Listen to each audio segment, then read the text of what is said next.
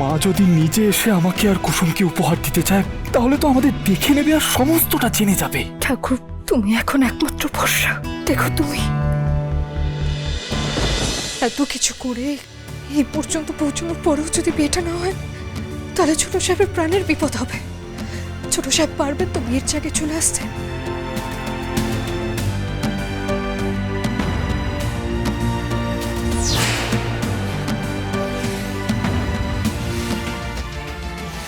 করে বলো তো ঈশান?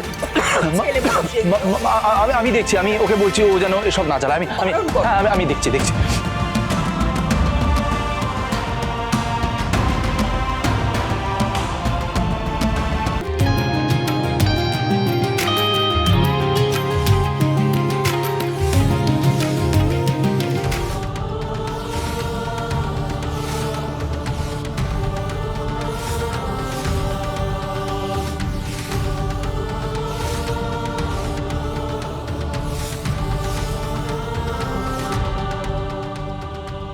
যাক, অবশেষে কাজটা হলো।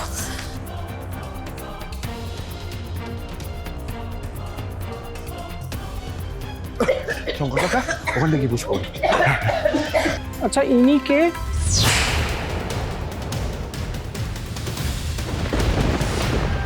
ইনি হলেন পাত্রীর বাবা।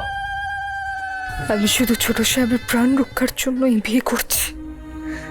আপনাদের সবাইকে মিথ্যে বলে ছলের আশ্রয় নিয়ে আমি ছোট সাহেবকে বিয়ে করতে চাইনি, বিশ্বাস করুন।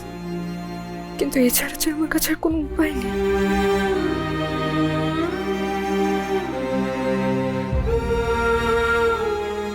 এবার সকলে উঠে দাঁড়ান, 7 পাক সম্পন্ন করুন।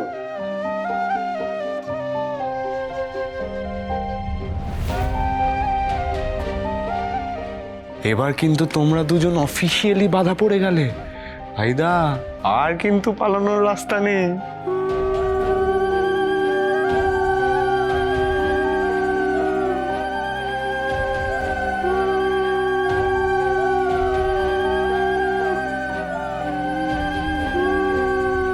আজ সবকিছু সত্যি।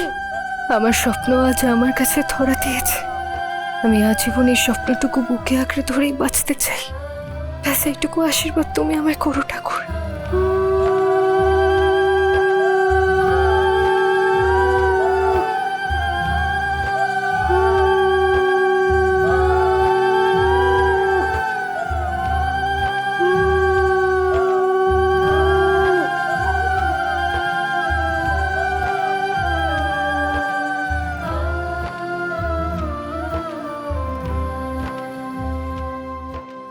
ঠাকুর, আমার মেয়েটা অনেক কষ্ট করেছে, এবার তুমি ওকে পৃথিবীর সব সুখ দিও।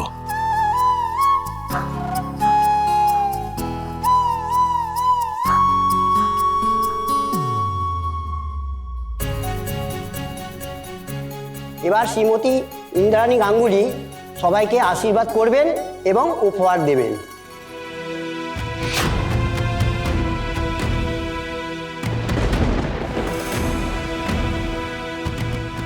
মা যদি নিজে এসে আমাকে আর কুসুমকে উপহার দিতে চায় তাহলে তো আমাদের দেখে নেবে আর সমস্তটা জেনে যাবে। ঠাকুর, তুমি এখন একমাত্র ভরসা।